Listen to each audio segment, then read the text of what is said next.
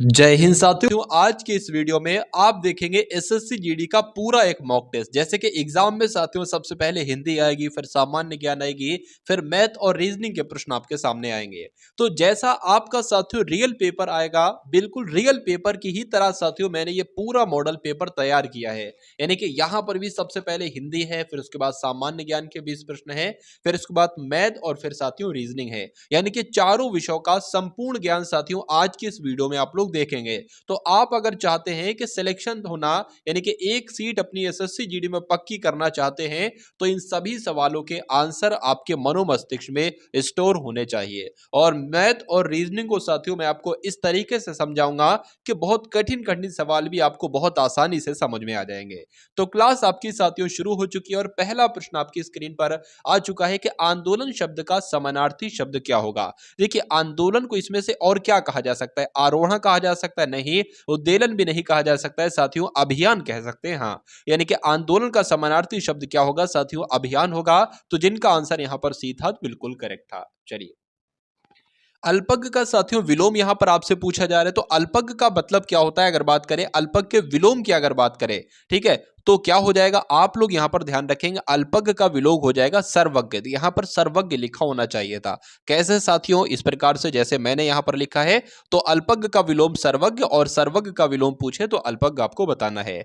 हवा, वायु, पवन, समीर, मारुति, ये कैसे शब्द हैं? ये आपसे पूछा जा रहा है। देखिए, ये सारे के सारे ना एक दूसरे के पर्यायवाची हैं। यानी कि हवा को साथियों पवन भी कहेंगे, समीर भी कहेंगे, मारुति भी कह सकते हैं। तो ये सारे सारे बात करें तो ये समानार्थी साथियों शब्द हैं। इसलिए आंसर आपका ऑप्शन नंबर डी के साथ जाएगा। छाती पर मूंग दलना, इसका मतलब साथियों क्या होता है? जानबूझकर दुख देना, रोज रोज परेशान करना, आंखों के सामने शरारत करना, या छाती पर चढ़कर परेशान करना। तो कहा जा सकता है साथियों छाती पर मूंग दलने का मतलब होता है जानबूझकर दुख देना। उसके बाद देखिए अगले नंबर का प्रश्न है कि जिसे पार करना कठिन हो, इसके लिए एक शब्द आपसे साथियों पूछा जा रहा है। साथियों अगर बात करें एसएससी जीडी एग्जाम में जिस प्रकार के प्रश्न आपसे पूछे गए थे पिछली बार, सेम अगर बात करें जैसा पेपर पिछली बार आपके लिए तैयार किया जा रहा था, जैसा तैयार किया गया था, वैसा ही साथियों मैंने इस बार आपके लिए तैयार किया है। और अगर ऐसा पेपर साथियों आ जाता है तो कितना स्कोर आपका रहता है ये भी आपको एक बार देखना है, ठीक है ना। तो जिसे पार करना साथियों कठिन हो उसको क्या कहा जाता है? तो उसको तो दुर्गम कहा जाता है। इसलिए आंसर आपका किस ऑप्शन के साथ जाएगा? ऑप्शन नंबर बी के साथ जाएगा। मुंह की खाना ये एक मुहावरा है और इस मुहावरे का मतलब क्या होता है साथियों? आपसे पूछा जा रहा है। बातूनी होना नहीं, अपमानित होना नहीं, अभिनंदित होना नहीं, पराजित होना साथियों ये कह सकते हैं साथियों मुंह की खाना, यानी कि हार जाना या पराजित होना। आंसर यहां पर जिनका डी है बिल्कुल करेक्ट भाई, बहुत बढ़िया, वेरी गुड क्लास। मधुर शब्द का सटीक विलोम आपसे पूछा जा रहा है। यानी कि मधुर का विलोम क्या लवण होगा? नहीं। ललित होगा? नहीं होगा। कूट होगा? नहीं। साथियों आपको ध्यान रखना है मधुर का विलोम क्या होता है? कटु होता है। और अगर आपसे कटु का विलोम पूछा जाए तो मधुर आपको बताना है। तो दोनों ही पॉइंट आपको साथियों ध्यान रखना है। उसके बाद देखिए अगले नंबर का प्रश्न है कि संविधान के किस अनुच्छेद में यह कहा गया है संघ की राजभाषा हिंदी होगी और लिपि देवनागरी होगी? तो ये साथियों मोस्ट इंपॉर्टेंट क्वेश्चन है। यानी कि आज के 20 प्रश्नों में से अगर सबसे इंपॉर्टेंट क्वेश्चन की बात करते हैं तो यही है। आप लोग एक अनुच्छेद याद रखेंगे, अनुच्छेद 343। अनुच्छेद 343 में क्या बात कही गई है? उसमें बात कही गई है कि जो संघ की राजभाषा होगी ना वो हिंदी होगी और लिपि साथियों क्या होगी? देवनागरी होगी। इसलिए आंसर आपका ऑप्शन नंबर ए के साथ जाना चाहिए। उसके बाद देखिए साथियों सही विकल्प का चयन कीजिए। यानी कि अंडे से उत्पन्न होने वाले को क्या कहा जाता है बताइए? तो अंडे से उत्पन्न होने वाले को पक्षी तो कहेंगे नहीं, स्वदेश भी नहीं कहेंगे, क्या कहेंगे साथियों? अंडज कहा जाएगा। या आपको मालूम होना चाहिए, आपको याद रखना है कि अंडज साथियों किसे कहा जाता है? जो अंडे से उत्पन्न होता है। अंधा युग ये किसकी रचना है? अब आपसे पूछी जा रही है बताइए। तो ये साथियों किसकी रचना है? धर्मवीर भारती की साथियों ये रचना है। कौन सी? अंधा युग। ये आप लोग ध्यान रखेंगे। आंसर साथियों यहाँ पर आपका जो जाना चाहिए ना वो किसके साथ जाना चाहिए? ऑप्शन नंबर सी के साथ जाना चाहिए। उसके बाद देखिए शुद्ध शब्द यहाँ पर आपसे पूछा जाता है, बताइए। यानी कि उज्जवल साथियों किस प्रकार से लिखा जाता है बताने की कोशिश आप लोग करेंगे। साथियों अगर आप लोग चैनल पर नए हैं तो आप सभी लोग साथियों चैनल को सब्सक्राइब करके बेल आइकन पर क्लिक कर दीजिए। तो देखिए उज्जवल आप कभी भी लिखना है ना तो उज्जवल में दो बातें ध्यान रखना, दो बार जाएगा और दोनों बार आधा आधा जा आएगा। तो उज्जवल कैसे लिखा जाता है, जैसे आपको ऑप्शन नंबर बी में लिखा हुआ है। मूक का विलोम साथियों आपको बताना है, बताइए। तो मूक का विलोम क्या होता है साथियों? सबल, गंभीर, निर्बल, वाचाल। वाचाल होता है साथियों मूक का विलोम। वाचाल का विलोम होता है मूक और मूक का विलोम होता है वाचाल। ये 2 पॉइंट आपको ध्यान रखना है। अनुज्ञा शब्द का समानार्थी साथियों क्या होता है, बताइए। तो अनुज्ञा का समानार्थी क्या होता है? अनुमति होता है। राइट आंसर आपका जाएगा ऑप्शन नंबर डी के साथ। उसके बाद देखिए अगले नंबर का प्रश्न है कि निम्नलिखित में से पुल्लिंग शब्द साथियों कौन सा है, यह आपसे पूछा जा रहा है। शिक्षा कैसी है, तो कैसी आ गया, स्त्रीलिंग हो जाएगा। मुर्गी कैसी है, कैसी आ गया, स्त्रीलिंग हो जाएगा। हवा कैसी है, दही कैसा है, दही के साथ साथियों कैसा शब्द का इस्तेमाल करेंगे, और जिन शब्दों के साथ कैसा शब्द का इस्तेमाल करते हैं वो आपके साथियों पुल्लिंग शब्द कहलाए जाते हैं। तो आंसर जिनका यहां पर डी था तो बिल्कुल करेक्ट था। उसके बाद देखिए जिसकी बराबरी का दूसरा ना हो उसको साथियों क्या कहा जाता है, बताइए। अद्वितीय, अनोखा, अभूतपूर्व या अनुपम। तो उसको क्या कहा जाता है साथियों? अद्वितीय उसको कहा जाता है। ये आप लोग ध्यान रखेंगे। आंसर आपका जाएगा ऑप्शन नंबर ए के साथ। उसके बाद देखिए व्याकरण और वर्तनी की दृष्टि से शुद्ध भाषा कहलाती है, बताइए क्या कहलाती है। देखिए व्याकरण की दृष्टि से भी शुद्ध भाषा और वर्तनी की दृष्टि से भी शुद्ध भाषा, उसको क्या कहा जाएगा साथियों? मानक भाषा कहा जाएगा। या आप लोग को मालूम होना चाहिए, आपके एग्जाम के दृष्टिकोण से बहुत इंपॉर्टेंट ये क्वेश्चन है और पूछा ही पूछा जाएगा साथियों इस बार। या वो हो सकता हो आपकी शिफ्ट में पूछ लिया जाए या आपके पड़ोसी की शिफ्ट में पूछ लिया जाए, यानी कि आपके मित्र की शिफ्ट में पूछा जा सकता है। यह जातिवाचक पुल्लिंग संज्ञा, यानी कि आपसे ये पूछा जा रहा है कि इन चारों ऑप्शन में से कौन सा पुल्लिंग संज्ञा हो, ठीक है ना, जातिवाचक भी हो और पुल्लिंग संज्ञा भी हो। तो अगर साथियों बात करें हिमालय कैसा है, पुल्लिंग है। चावल कैसा है, मोहन कैसा है, चपरासी कैसा है, ये सब साथियों पुल्लिंग है, ठीक है ना। लेकिन हिमालय साथियों जातिवाचक नहीं है, हिमालय है व्यक्तिवाचक, ठीक है ना। चावल की बात करें ये भी आपका क्या है, व्यक्तिवाचक है। मोहन की बात करें ये भी आपका व्यक्तिवाचक है। लेकिन चपरासी जो है ना साथियों, ये आपका कैसा हो जाएगा, ये आपका एक जातिवाचक हो जाएगा। इसलिए आंसर आपका जाएगा ऑप्शन नंबर ए के साथ। उसके बाद देखिए साथियों अगले नंबर का प्रश्न है कि अमृत का पर्यायवाची है, बताइए कौन है। चलिए, तो अमृत का पर्यायवाची आपसे साथियों पूछा जा रहा है, तो बताने की कोशिश करेंगे। तो अमृत का पर्यायवाची इसमें से तो मधु जो शब्द है ना, ये अमृत का पर्यायवाची, इसलिए आंसर आपका ए के साथ जाएगा। काव्य में कितने रस माने जाते हैं, आपसे पूछा जा रहा है साथियों, बताने की कोशिश करेंगे। आप सभी लोग बताइए। देखिए भरत मुनि यहां पर नहीं आया है। अगर भरत मुनि आ जाता तो आप 8 बताते, लेकिन सिर्फ अगर आपसे पूछा जाए कि काव्य में कितने रस माने जाते हैं तो आपको साथियों 9 बताना है। इसलिए आंसर आपका ऑप्शन नंबर डी के साथ जाएगा। उसके बाद देखिए अगले नंबर का प्रश्न कि वह स्त्री जिसके पति ने दूसरी शादी कर ली हो, उसके लिए एक शब्द साथियों अगर आप चुनेंगे तो क्या चुनेंगे इसमें से? तो उसको क्या कहा जा सकता है साथियों? अधूड़ा नहीं, उसको अधूड़ा कहा जाता है। क्या कहा जाता है साथियों? अधूड़ा। कहां पर लिखा हुआ है? ये तो ऑप्शन नंबर बी में लिखा हुआ है। इसलिए आंसर आपका जो जाएगा वो ऑप्शन नंबर बी के साथ जाएगा। भाई बहुत बढ़िया, वेरी गुड क्लास। चलिए उसके बाद देखिए अगले नंबर का प्रश्न आपकी स्क्रीन पर है, बताने की कोशिश करेंगे आप सभी लोग। पूछा जा रहा है कि बंगाल का विभाजन साथियों कब हुआ था। देखिए बंगाल का विभाजन कब हुआ था, नहीं बंगाल का विभाजन कब रद्द हुआ था, ये आपसे साथियों यहां पर पूछा जा रहा है। देखिए अगर सिंपल सा आपसे पूछा जाता कि बंगाल का विभाजन कब हुआ, तो 1905 में साथियों हुआ था। पहला पॉइंट आपको ध्यान रखना है, 16 अक्टूबर 1905 को बंगाल का विभाजन हुआ था। और किसने करवाया था, किसके कार्यकाल में हुआ था, तो लॉर्ड कर्जन के कार्यकाल में हुआ था। पहली बात आपको ध्यान रखना है। लेकिन यहां पर आपसे पूछी जा रही कि बंगाल का विभाजन किस वर्ष रद्द हुआ था, तो 1911 में साथियों इसको रद्द किया गया था, बंगाल के विभाजन को। क्यों रद्द किया गया था?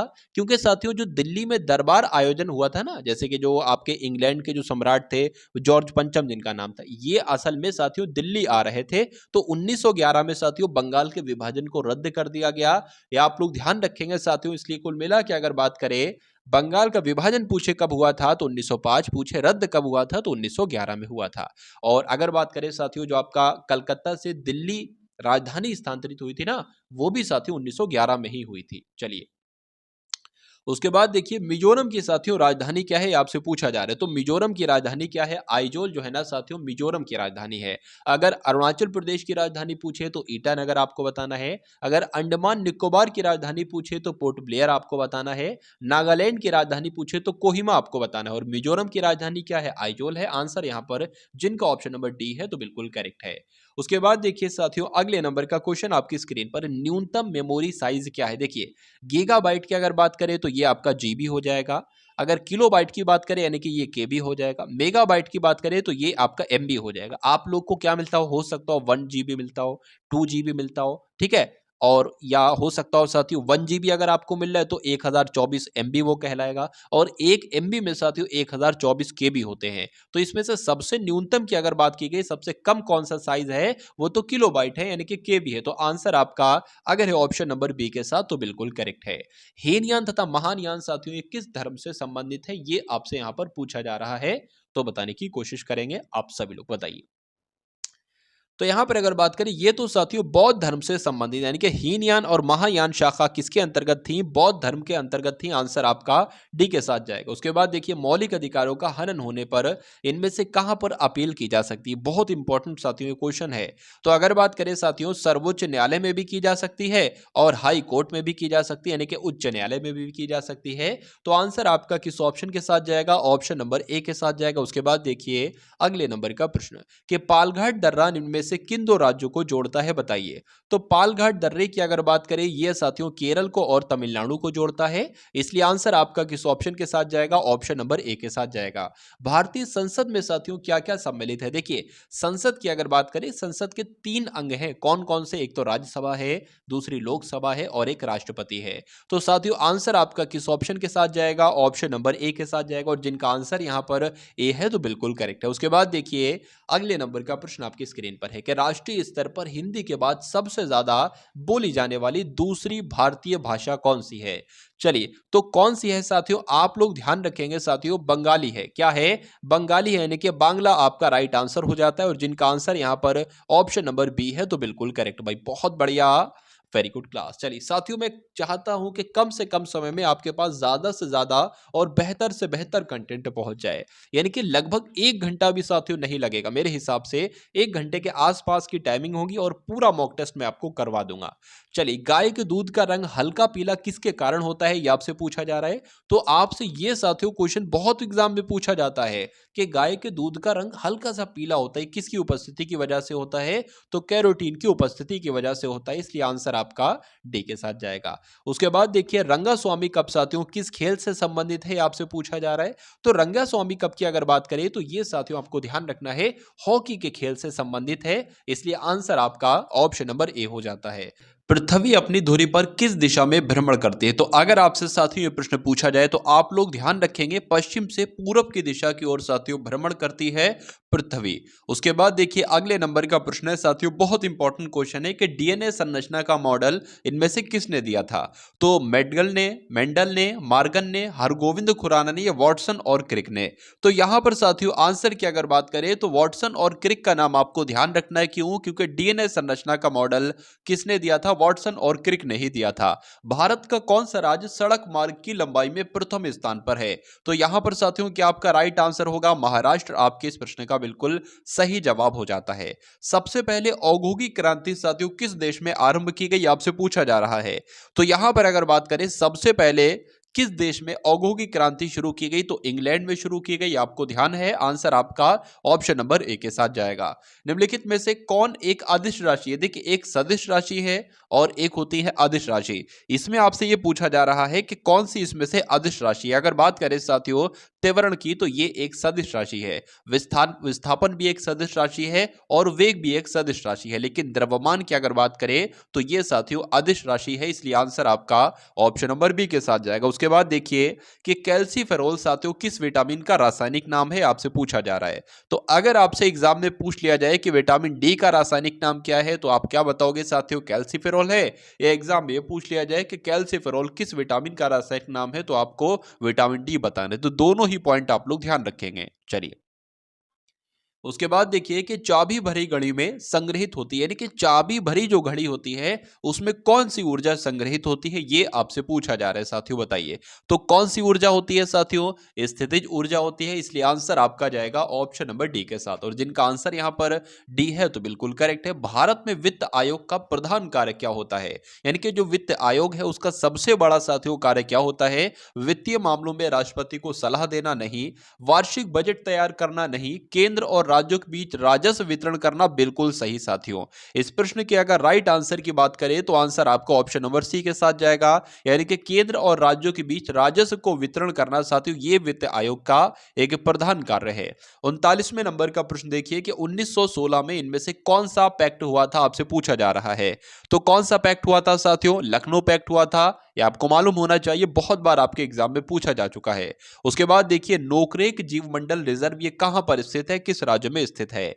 अरुणाचल प्रदेश में, असम में, सिक्किम में या साथियों मेघालय में? तो ये कहां पर स्थित है? आप लोग ध्यान रखेंगे मेघालय में स्थित है, इसलिए आंसर आपका ऑप्शन नंबर डी के साथ जाएगा भाई। बहुत बढ़िया, वेरी गुड क्लास। तो अभी आपने साथियों 20 प्रश्न देखे हिंदी के, 20 प्रश्न देखे सामान्य ज्ञान के। अब यहां पर साथियों रीजनिंग के प्रश्न हम लोग देखेंगे और उसके बाद जो है ना वो साथियों मैथ के क्वेश्चंस देखेंगे। तो ये क्लास साथियों आपके लिए डेली होती है। मेरा मानना है कि अगर एग्जाम तक अगर आप ये क्लास देख लेते हो तो एग्जाम आप खुद धुआं धुआं कर दोगे, यानी कि एक सिंगल क्वेश्चन भी आप नहीं छोड़ के आओगे साथियों मैथ, रीजनिंग और हिंदी में से। और अगर आपने ऐसा कर दिया तो सिलेक्शन के चांस आपके 99.9999% हो जाएंगे, यानी कि एक तरीके से 100% आपके सिलेक्शन के चांस हो जाएंगे।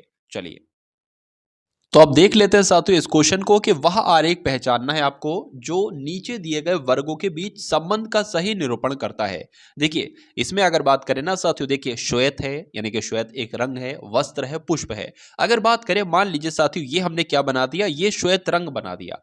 अब श्वेत रंग है ना, ये मान लीजिए श्वेत कुछ वस्त्र हो, श्वेत भी होते होंगे, कुछ काले नीले पीले भी होते होंगे। तो हमने मान लिया कि ये आपका क्या हो जाएगा साथियों, श्वेत हो जाएगा, ठीक है ना। और ये आपका क्या हो जाएगा, ये आपका वस्त्र हो जाएगा। तो कुछ वस्त्र जो है, इतने वस्त्र आपके श्वेत भी होंगे और बाकी ये सब अलग कलर के वस्त्र होंगे। हम लोग मान लेते हैं साथियों पुष्प की अगर बात करें तो कुछ पुष्प भी सफेद होते हैं, तो ये आपका क्या हो जाएगा, पुष्प हो जाएगा। और बाकी कोई पुष्प और भी अलग अलग कलर के होते हैं, लाल वगैरह, ठीक है। तो ऐसा साथियों कहां पर आपको नजर आ रहा है, तो ऐसा तो आपको ऑप्शन नंबर ए में नजर आ रहा होगा और यही आपके प्रश्न का बिल्कुल सही जवाब है। और जिनका आंसर यहां पर ए था तो बिल्कुल करेक्ट था। अब उसके बाद देखिए यदि किसी सांकेतिक भाषा में ROSE को 6821 लिखा जाता है, CHAIR को 73456 लिखा जाता है और PREACH को 961473 लिखा जाता है, तो उसी सांकेतिक भाषा में SEARCH को किस प्रकार लिखा जाएगा, यह आपसे पूछा जा रहा है। देखिए साथियों कभी भी जब आपके सामने ऐसे बहुत तरीके के हो ना कि इसको ये लिखा जाता है, इस पूरे को ये लिखा जाता है, इस पूरे को ये लिखा जाता है और एक शब्द आपसे दे दे कि इसका कोड क्या होगा, तो SEARCH का कोड जो होगा ना साथियों वो इन्हीं सब में छुपा है। अगर बात करें एस आपका ये यहां पर है तो इसका कोड क्या होगा साथियों, 2 होगा। तो एस का कोड हमने क्या लिख लिया, एस का कोड साथियों हमने 2 लिख लिया, यहीं पर हम लोग लिख लेते हैं। ई की बात करें, ई ढूंढिए, ई कहां पर, एक तो साथियों देखिए ई यहां पर है और कहीं भी ई है, बिल्कुल एक आपका यहां पर ई है, तो इसका कोड भी एक होगा और इसका कोड भी एक ही होगा, तो ई का कोड साथियों एक हो जाएगा। ए का कोड की अगर बात करें तो ए कहां पर है, देखिए साथियों जल्दी से, तो ए आपका ये मिल गया और इसका कोड 4 है, तो यहां पर हमने 4 लिख लिया।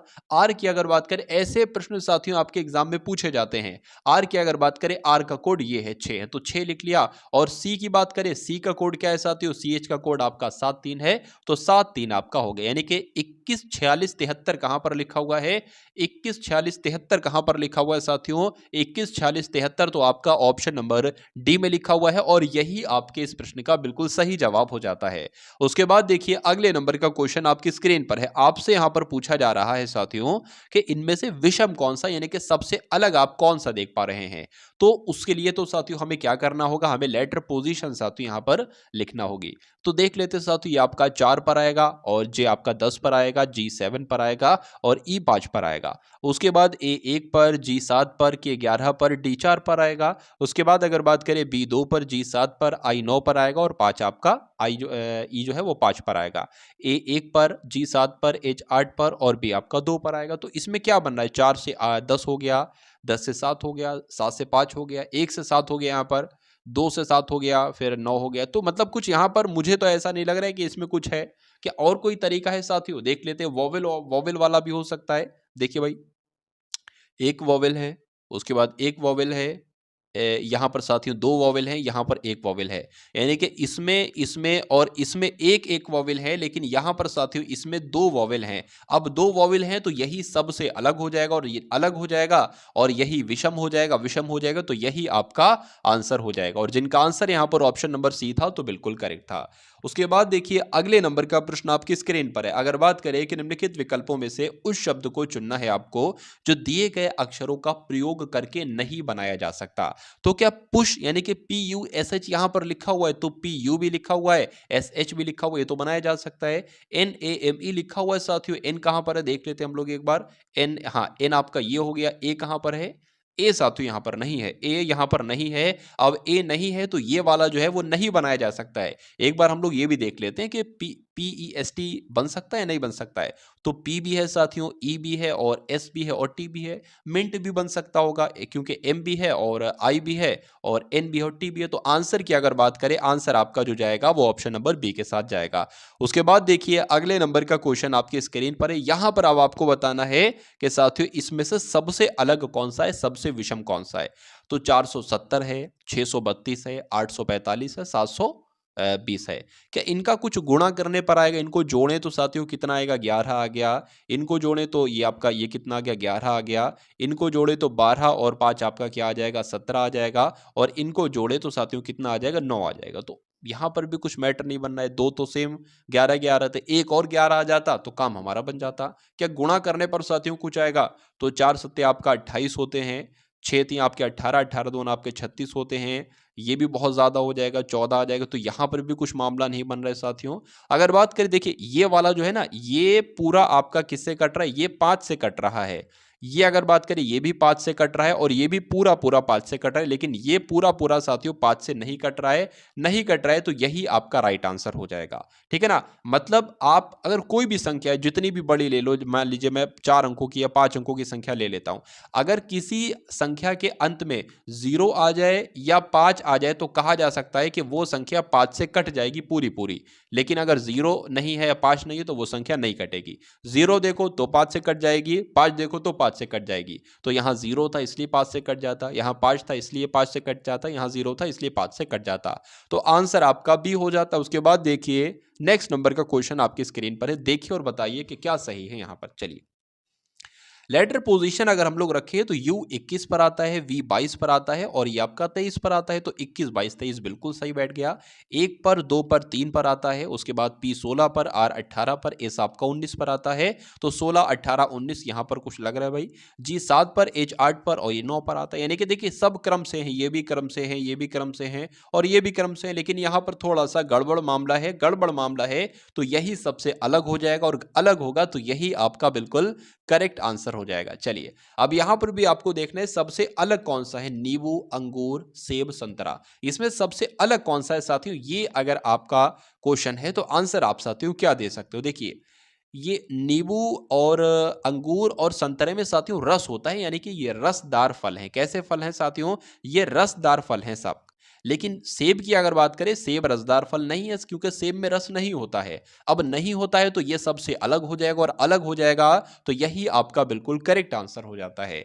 उसके बाद देखिए साथियों 85 का संबंध है 40 से, तो 77 का संबंध किससे होगा? 49 से, 55 से, 49 से या साथियों 16 से? बताइए। तो यहां पर अगर बात करें 85 से ये 40 कैसे बना है या 40 से ये 85 कैसे बना है, ये सबसे बड़ा साथियों यहां पर सवाल पैदा हो रहा है, तो बताने की कोशिश करेंगे। देखिए यहां पर अगर बात करें, अगर 8 की गुणा 5 से कर दिया जाए तो ये 40 बन जाएगा, 8 पंजे 40 होता है। तो उसी प्रकार 7 की गुणा अगर साथियों किससे कर दी जाए? 7 सत्ते 49 कर दिया जाए तो यहां पर 49 आ जाएगा। और साथियों अच्छी बात यह है कि 49 ऑप्शन में भी है। अब ऑप्शन में है तो यही आपका राइट आंसर होगा। उसके बाद देखिए नेक्स्ट नंबर का क्वेश्चन आपकी स्क्रीन पर है। चलिए यहां पर लिखा हो साथियों, एक जन्मदिन पार्टी में 5 मित्र एक पंक्ति में बैठे हैं। एम बाईं ओर है, ठीक क्या लिखा हुआ? एम बाईं ओर है ओ के और दाईं ओर है पी के। एस बैठा है दाईं ओर टी के किंतु बाईं ओर पी के। कोई दिक्कत नहीं साथियों, इस प्रकार का प्रश्न अगर आपको कठिन लगता है तो मैं इसको आज बहुत आसान तरीके से आपको ऐसे समझा दूंगा कि आप कभी ये मेथड भूलोगे नहीं। कितने फ्रेंड है? 5 फ्रेंड है ना? तो 1 2 3 4 5 आपके ये फ्रेंड हो गए। ठीक है, देखिए सबसे पहले जो जो कहता जाए वो करते जाओ साथियों। एम बैठा है बाई और ओ के, यानी कि ओ मान लीजिए सपोज दैट हम यहां पर मान लेते हैं। कहां पर माने आप बताओ, कहीं पर भी हम मान सकते हैं। हम यहां पर मान सकते हैं, हम यहां पर मान लेंगे, ठीक है। ओ एम बाई और बैठा है, यानी कि ओ का बायां किधर होगा, इधर। एम बाई और है ओ के, तो एम के बाई और एम बैठा है, बिल्कुल सही बात है। एम बाई और है ओ के और दाई और है पी के, यानी कि एम जो है दाई और है किसके, पी के। तो यहां पर हम पी के दाई और क्या हो गया, एम हो गया। अब हमने इधर एक्स्ट्रा लिया ना, तो हम ये वाला कट कर देंगे। अब इतना हमें समझ में आ गया। उसके बाद क्या लिखा हुआ है, एम बाई और है ओ के, बिल्कुल हो गया। और दाई और है पी के, एम की ही बात चल रही है, यानी कि पी के दाई और है एम। उसके बाद लिखा हुआ है पी के, उसके बाद लिखा है एस बैठा है दाई और टी के, यानी कि साथियों टी किधर है अभी नहीं पता, एस बैठा है दाई और टी के। तो मान लीजिए साथियों टी हम यहां पर बना दें और टी के दाई और बैठा है एस, एस हम यहां पर बना दें, ठीक है ना। उसके बाद लिखा है किंतु बाई ओर है पी के। अब यहां पर मामला गड़बड़ाया, देखिए अब इसको हमें क्या करना पड़ेगा, डिलीट करना पड़ेगा। यहां पर मजबूरन अब हमें 2 पॉइंट बनाना पड़ेंगे साथियों, और इस 2 पॉइंट को कट करना पड़ेगा। क्यों, क्योंकि यहां पर पी भी आ गया। एस बैठा है दाई और टी के, तो एस बैठा है साथियों दाई और टी के, यहां पर आ जाएगा। टी के दाईं ओर बैठा है एस। उसके बाद क्या कहा गया है, लेकिन किंतु बाईं ओर है पी के, यानी कि एस जो है ये बाईं ओर बैठा है पी के। तो अब ये साथियों आपका पूरा सही होगा। कितने लोग थे, 1 2 3 4 5, 5 लोग हो गए। पूछा जा रहा है साथियों कि बीच में कौन बैठा है, तो 2 इधर के ये कट गए, 2 इधर के ये कट गए, बीच में कौन बैठा है साथियों, पी बैठा है। इसलिए आंसर आपका किस ऑप्शन के साथ जाएगा, ऑप्शन नंबर साथियों ए के साथ जाएगा, जिसमें आपका पी लिखा हुआ है। उसके बाद देखिए अगले नंबर का क्वेश्चन आपकी स्क्रीन पर है कि भारत आम, यानी कि भारत का संबंध जैसे आम से है, वैसे न्यूजीलैंड का संबंध किससे है, केले से है, अंगूर से है, कीवी से है, या साथियों सेब से। देखिए हमें इतना पता है कि भारत का अगर राष्ट्रीय फल की बात करें तो आम है, तो न्यूजीलैंड का साथियों राष्ट्रीय फल क्या है, इतना भी हमें पता है साथियों, कीवी है। तो आंसर आपका किस ऑप्शन के साथ जाएगा, कीवी के साथ जाएगा। उसके बाद देखिए अगले नंबर का क्वेश्चन आपकी स्क्रीन पर है। चलिए अब उसके बाद देखिए 10 क्वेश्चन साथियों यहां पर आप देख पाए रीजनिंग के, और 10 क्वेश्चन हम लोग मैथ के देखेंगे, ठीक है। बहुत सारे ऐसे भी फुल मॉक टेस्ट मैंने तैयार किए हैं, जिसमें 80 प्रश्न है टोटल, लेकिन आज की इस मॉक टेस्ट में वीडियो बहुत ज्यादा लंबी ना हो जाए, इसलिए मैं यहां पर 60 क्वेश्चन साथियों आपके लिए लाया। चलिए, और अब उसके बाद देखेंगे साथियों मैथ का पहला प्रश्न है कि यदि एक नगर की जनसंख्या 64,000 है और उसमें 10% वार्षिक वृद्धि हो रही है, तो 3 वर्षों के बाद उस नगर की जनसंख्या कितनी हो जाएगी। जैसे कि आज मान लीजिए किसी नगर की जनसंख्या 64,000 है, 10% वार्षिक वृद्धि मतलब हर साल उसमें 10% बढ़ जाती है। जैसे कि मान लीजिए 2021 में साथियों 100 जनसंख्या थी, कितनी, 100 जनसंख्या थी, तो 2022 में कितनी जनसंख्या हो जाएगी, इसका जब 10% बढ़ेगा ना, तो 10 बढ़ जाएगी, यानी कि साथियों 110 हो जाएगी। फिर उसके बाद 2023 में कितनी जनसंख्या हो जाएगी, अब इसका 10 बढ़ जाएगी। अच्छा, इसका 1/110 का 10% कितना होगा साथियों, अगर बात करें तो 11 होगा, 10 नहीं होगा। तो 11 होगा, अब कितनी बढ़ जाएगी, 110 है, 120, 121 हो जाएगी। तो ये पॉइंट जो मैंने यहां पर आपको समझाया है वो आपको साथियों ध्यान रखना है। अब यहां पर अगर बात करें अभी जनसंख्या साथियों कितनी है, अभी जनसंख्या है 64,000, ठीक है। पहले साल जनसंख्या बढ़ी 10%, यानी कि 110% जनसंख्या हो गई, सिंपल सा लिख देंगे। उसके बाद साथियों जनसंख्या कितने बढ़ी, दूसरी बार मान लीजिए अब ये जनसंख्या हमें मिल गई 10% बढ़ के, अब दूसरी साल भी तो 110 ही तो हो जाएगी साथियों, ठीक है, 10% बढ़ेगी यानी कि 110 हो जाएगी। अब इसकी 110 हमें लिखना है तीसरी साल की, तो इस तरीके से आप करेंगे साथियों। अगर आपके सामने लिखा होगा 10% है या 20% लिखा होता तो 120 120 120 करते। 3 साल लिखा है तो इसलिए हमने इसको 3 साल ऐसे करके किया, ठीक है ना। तो अब इसको कैलकुलेट करा लो साथियों, 3 वर्ष के बाद उस नगर की जनसंख्या कितनी हो जाएगी वो आपका निकल जाएगा। ये 2 जीरो से ये 2 जीरो कट जाएंगे, इस 1 जीरो से ये 1 जीरो कट जाएगा, इस 1 जीरो से ये 1 जीरो, और एक ये जीरो, एक ये जीरो, और नीचे के 2 जीरो। अब बचा क्या साथियों आपके पास, अब आपके पास बचा 64 गुणा 11 गुणा 11 गुणा 11। हमें इतना पता है कि 11 की गुणा 11 से करते हैं तो 121 आता है, और 121 की गुणा 11 से करते हैं तो 1331 आता है। एक बार आप देख भी ले सकते हो, एक बार मैं आपको दिखा भी दे देता हूं। चलिए बिल्कुल 1331 आपका। अब 1331 की गुणा किससे कर लो, 64 से साथियों कर लो। तो 4 एकम 4 आपका हो जाएगा, 4 तियां 12 हो जाएगा, 4 तियां 12 और 1 13 हो जाएगा, 4 एकम 4 हो जाएगा और एक आपका कितना हो जाएगा साथियों, 5 हो जाएगा। उसके बाद 6 की बात करें, 6 एकम 6, 6 तियां 18 हो जाएगा। ठीक है, 6 तियां 18, 6 तियां 18 और 1 19 हो जाएगा, 6 एकम 6 और 1 7 आपका हो जाएगा। अगर इसको साथियों जोड़ें तो 4 8 11 आपका ये 15 और 8 यानी कि 85।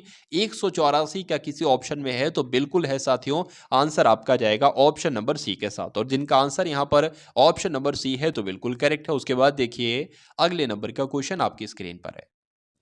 चलिए, यहां पर है 23 है, 32 है और 4 है और 15 है। इसका महत्तम समावर्तक आपको निकालना है। देखिए अगर यहां पर महत्तम समावर्तक यानी कि मासा ना लिखा होता, अगर यहां पर साथियों लघुत्तम समावर्तक लिखा होता यानी कि लासा, तो हम क्या करते हैं साथियों, ये भी तो सवाल बन सकता है, बिल्कुल बन सकता है। तो हम यहां लिखते हैं 23, यहां पर लिखते हैं हम 32, यहां पर लिखते हैं हम 4 और यहां पर लिखते हैं साथियों हम 15। ठीक है ना। और इसको साथियों क्या करते हैं, सबसे पहले यहां पर साथियों 2 से इसको हम लोग करवाते। अब 2 से जो जो कट रहा है ना वो हम कट कर देते और ऐसे ही लिख देते ये कट रहा है, ये कट रहा है और ये 15 ऐसे लिख देंगे। फिर अगर कुछ 2 से कट रहा है तो 2 से कट करेंगे, फिर उसके बाद 3 से कट करेंगे, 4 से कट करेंगे, अंत तक मतलब हम उसको कट करते रहते हैं। लासा में ये किया जाता है, लेकिन मासा में साथियों ऐसा नहीं किया जाता है, बिल्कुल इसका अपोजिट होता है। मासा में क्या किया जाता है मैं आपको बता दूं। देखिए मासा का आज आपका प्रश्न है, कल आपका लासा का ले आऊंगा। ठीक है, तो वो भी आपको सही प्रॉपर तरीके से समझा दूंगा। अच्छा, मासा में क्या किया जाता है, मासा में क्या किया जाता है कि एक बार आपको मौका दिया जा रहा है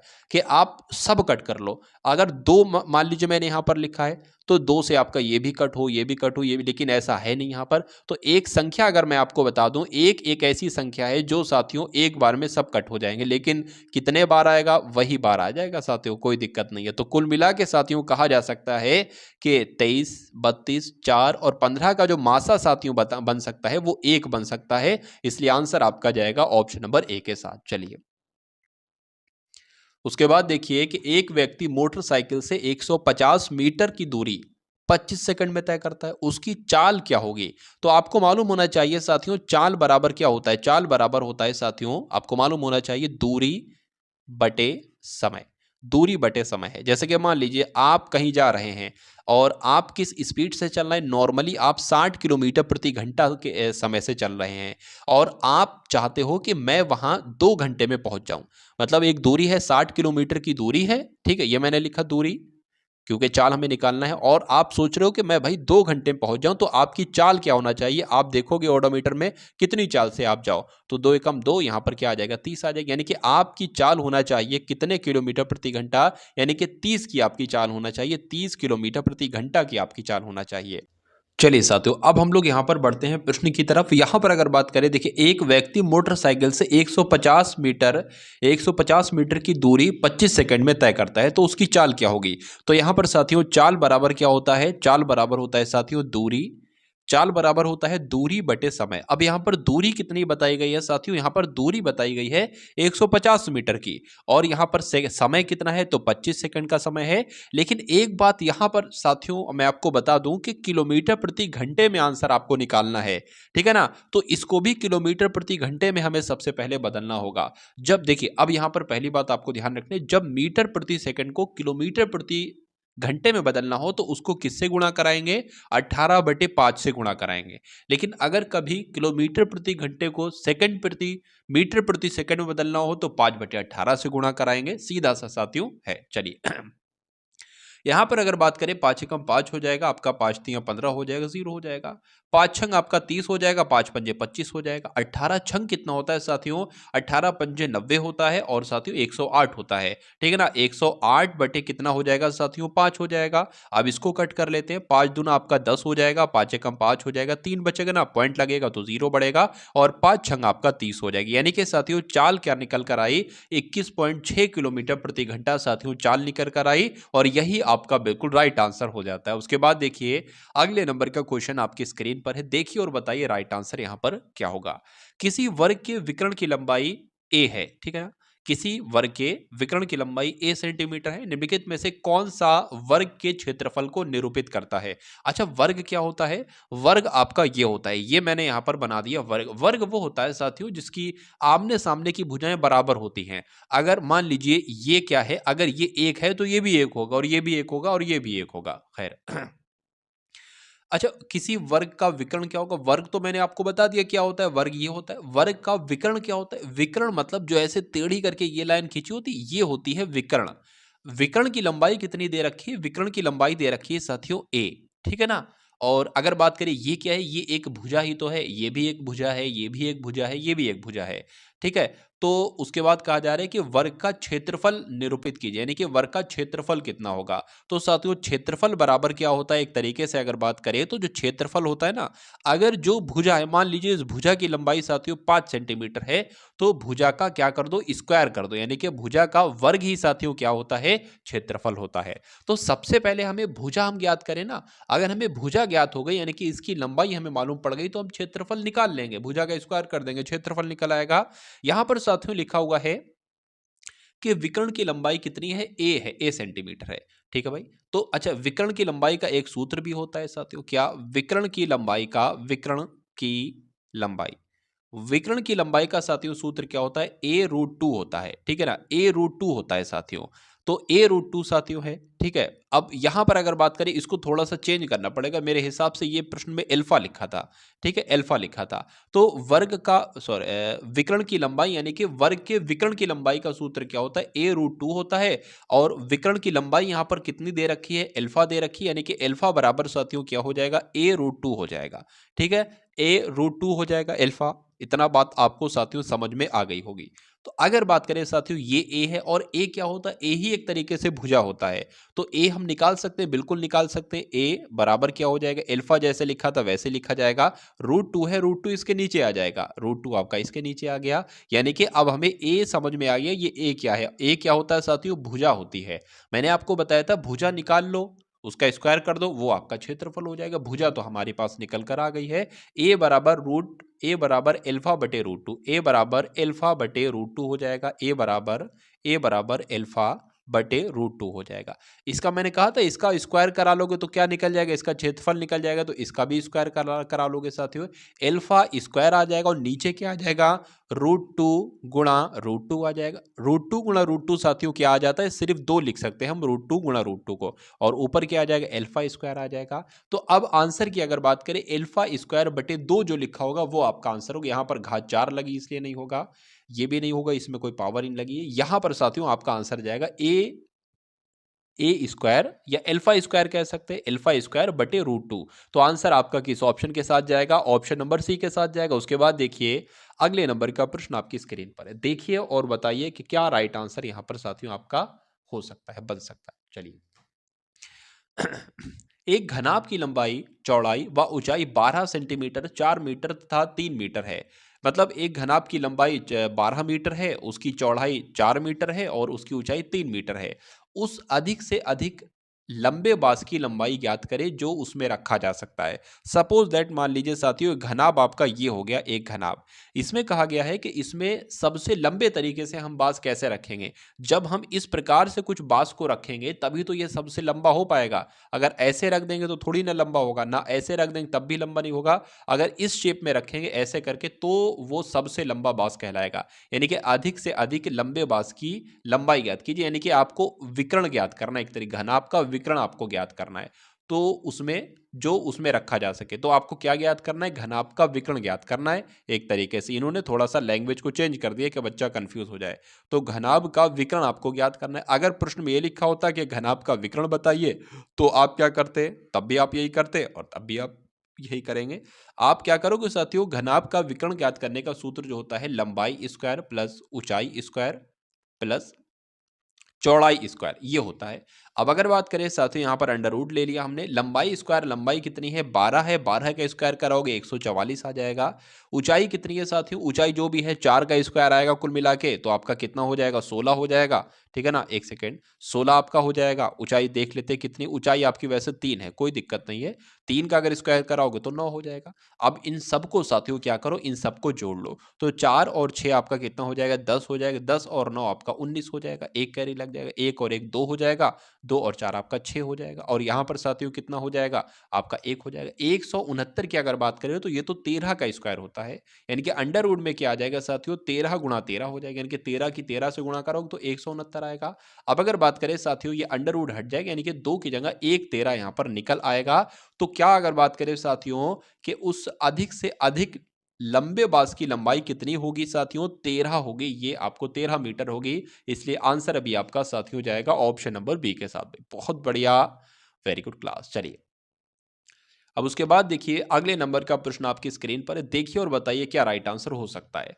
अगर बात करें ये बटे में है, यानी कि 2.6 2.6 2.644 का स्क्वायर है ये, माइनस 2.356 का स्क्वायर है, बटे क्या है 0.288 है। मैं इसको सही तरीके से साथियों एक बार लिख देता हूँ, यानी कि 2.644 का होल ऑफ स्क्वायर, ठीक है, होल ऑफ स्क्वायर माइनस क्या, फिर क्या 2.356 का होल ऑफ स्क्वायर, ठीक है। बटे में साथियों क्या है, बटे में है 0.288 है।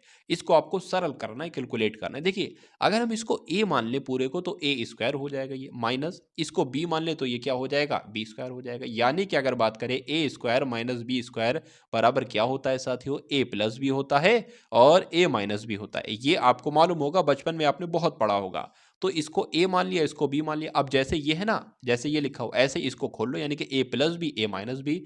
तो a ये है, a प्लस बी हमें लिखना है, a ये है, a क्या हो जाएगा आपका, ये हो जाएगा, प्लस आ जाएगा और आपका ये हो जाएगा, ठीक है ना। 2.356 यानी कि a प्लस बी तो हम लिख चुके हैं, अब हमें लिखना है a माइनस बी। देखिए बहुत आसान बन जाएगा ये आपके लिए। a माइनस बी कैसे लिखेंगे, इस प्रकार से लिखेंगे, माइनस लगा देंगे। b कैसे लिखेंगे, b आपका इस प्रकार से लिख देंगे, ठीक है ना। और बटे में जैसा है तो बटे में हम वैसा ही रखेंगे। क्या था साथियों, 0.288 था, ठीक है ना। चलिए अब अगर बात करें साथियों, थोड़ा सा हम इसको हटा देते हैं, ठीक है, इसको हटा देते हैं। अब अगला स्टेप हम यहां से लिखेंगे। अगर बात करें इसको जब हम साथियों जोड़ेंगे तो क्या आएगा, एक बार जोड़ लेंगे साथियों। 4 और 6 आपका कितना आ जाएगा साथियों, 10 आ जाएगा। 10 का 0 लग जाएगा, एक कैरी का हो जाएगा। 5 और 1 6 हो जाएगा, 4 आपका फिर 10 हो जाएगा, 0 लग जाएगा, फिर आपका 1 लग जाएगा। 3 और 4 आपका हो जाएगा, 4 और 0 आपका कितना, 4 और 6 आपका फिर 10 हो जाएगा, यानी कि पॉइंट करके साथियों फिर यहाँ पर आ जाएगा। तो 2 और 1 3 और 2 5, ठीक है। तो यानी कि 5 आ जाएगा कुल मिला के, ये 0 0 हटाओ, पॉइंट आ गया ना, 5 आ जाएगा, यानी कि 5। और उसके बाद साथियों इसको अगर घटाएंगे तो कितना आ जाएगा, इसको अगर घटाएंगे साथियों, ये 2 में से 2 जाएगा वो तो शायद 0 ही आएगा। 4 में से 6 अगर जाएगा तो कितना आएगा, देख लेते हैं हम लोग। 4 में से 6 यानी कि 14 में से 6 जाएगा साथियों तो 8 आ जाएगा, ठीक है। उसके बाद यहाँ पर 3 हो गया है, 3 में से 5 जा नहीं सकता तो 13 में से 5 जाएगा, 13 में से 5 जाएगा तो कितना बचेगा साथियों, 13 में से 5 जाएगा तो 8 बचेगा, 8 बचेगा। अब ये हो जाएगा 5 5 में से 3 जाएगा साथियों, कितना बचेगा, 2 बचेगा। और पॉइंट यानी कि 2 में से 2 जाएगा तो 0 ही बचेगा। तो अब 2.88 आ जाए। अच्छा नीचे क्या था, नीचे आपका 0.288 था, तो 0.288 था। अब यहाँ पर एक चीज़ देखिए, नीचे भी 2.88, ऊपर भी 0.288, मतलब नीचे भी 0.288 और ऊपर भी 0.288। इससे ये कैंसिल हो गया, बचा गया साथियों सिर्फ 5 ही तो बचा, और 5 बचा तो यही तो साथियों आपका राइट आंसर होगा। तो आंसर आपका अगर है ऑप्शन नंबर बी के साथ तो बिल्कुल करेक्ट है। चलिए तो एक धनराशि 4% वार्षिक चक्रवृद्धि ब्याज दर पर 2 वर्षों में 1352 रुपए हो जाती है, तद अनुसार वह धनराशि क्या होगी।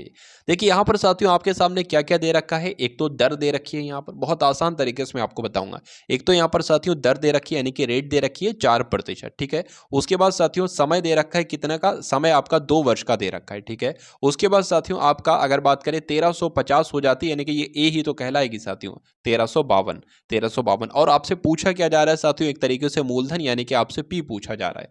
तो एक सूत्र साथियों आपने बचपन में पढ़ा होगा, ए बराबर पी 1+r/100 की पावर टी, ठीक है ना। अब यहां पर ए भी दिया हुआ है, टी भी दिया हुआ है, आर भी दिया हुआ है, पी आपसे पूछा जा रहा है, तो पी हम लोग बता देंगे। ए की वैल्यू क्या है 1352 है, लिख देंगे, बराबर आपका पी लिख देंगे। 1 प्लस आर की वैल्यू क्या है, आर 4% है, और बटे में साथियों आपका 100 आ जाएगा, और टी कितना यानी कि समय कितना 2 वर्ष का है। इसको इससे कट करोगे साथियों तो कितना आ जाएगा, 25 आ जाएगा।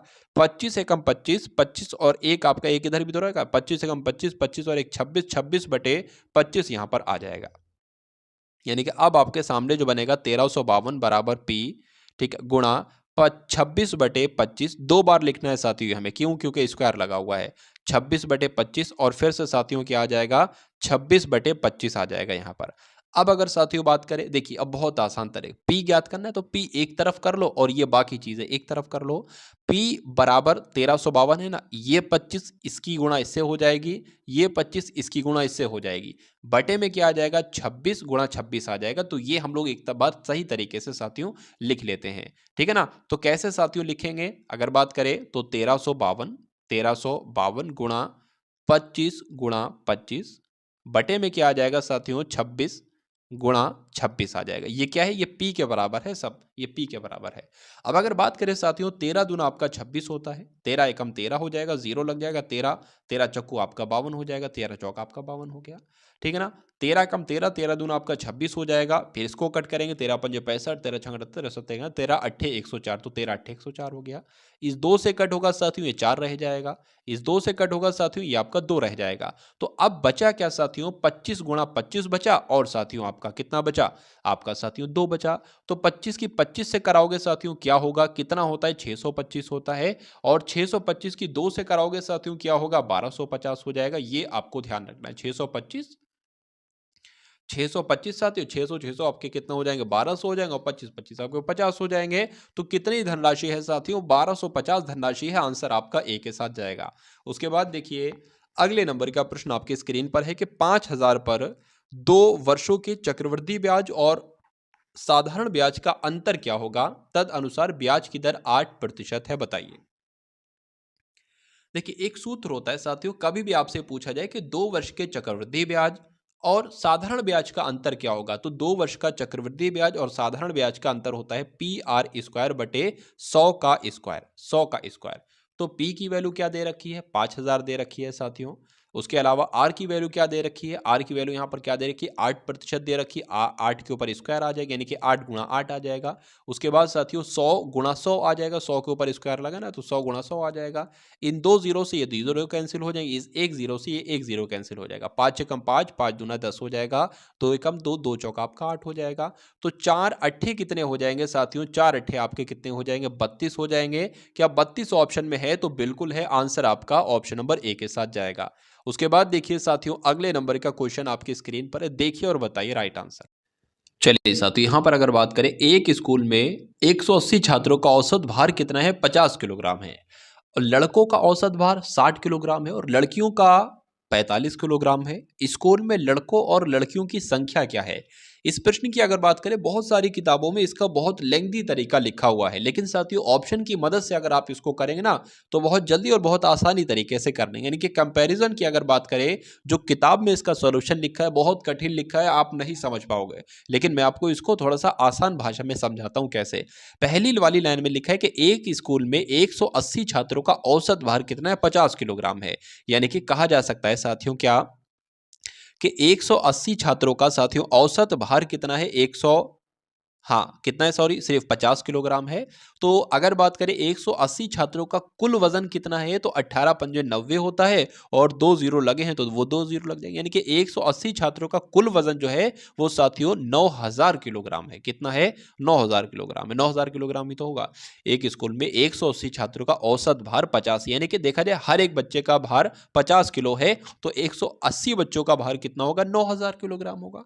अब उसके बाद लिखा है कि लड़कों का औसत भार जो है ना, लड़कों की अगर बात करें, लड़कों का बॉयज का अगर साथियों औसत भार जो है वो कितना है, 60 है, और गर्ल की अगर बात करें, गर्ल का औसत भार कितना है साथियों, तो 45 है। स्कूल में लड़कों और लड़कियों की संख्या ज्ञात कीजिए। अगर हम मान लेते हैं साथियों, मान लेते हैं कि अगर साथियों 80 ये क्या है, 80 लड़कों का भार है, 80 लड़कों की संख्या है, और लड़कियों की संख्या कितनी है, 100 है। यानी कि हम साथियों लड़कों की संख्या कितनी है, 80 मान लेते हैं, और यहां पर लड़कियों की संख्या कितनी है, 100 मान लेते हैं। अब अगर बात करें ये लड़के हैं ना, 80 लड़कों का औसत भार कितना है, 60 है, तो 80 लड़कों का कुल वजन कितना हो जाएगा, 8 छंग आपका कितना होता है, 6 छंग 36, 6 48, यानी कि 4800 हो जाएगा। और लड़कियों की अगर बात करें तो इनका 4500 हो जाएगा। यानी कि ये लड़कियों का कुल वजन है, ये लड़कों का वजन है। क्या इन दोनों को जोड़े तो क्या 9000 आ रहा है? नहीं आ रहा है साथियों, नहीं आ रहा है ना। तो जब नहीं आ रहा है तो ऑप्शन नंबर बी का हम इस्तेमाल करेंगे। अब एक बार फिर से मैं यहां पर लिख लेता हूं।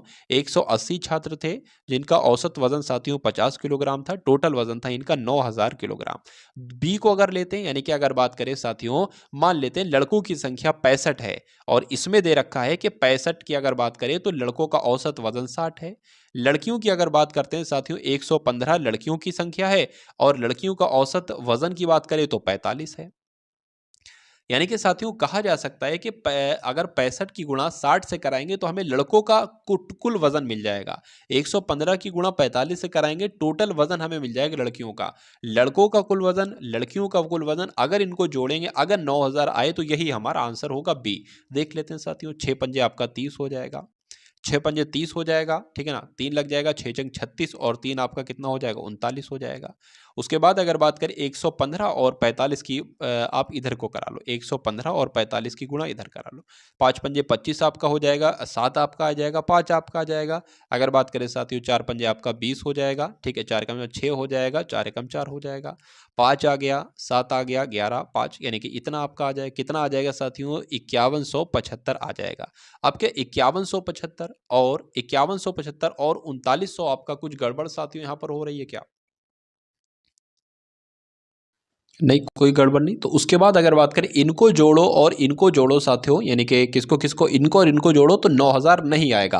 अब ऑप्शन नंबर सी वाले को एकदम से साथियों चेक कर लीजिए, ठीक है। अगर बात करें साथियों 180 छात्रों का, 180 छात्र हैं और 50 किलोग्राम एक का है, तो कितना होगा साथियों, टोटल 9000 किलोग्राम होगा।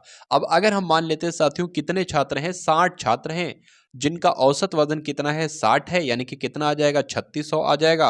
और लड़कियां कितनी हैं साथियों, लड़कियां आपकी 120 हैं जिनका औसत वजन कितना है, 45 है।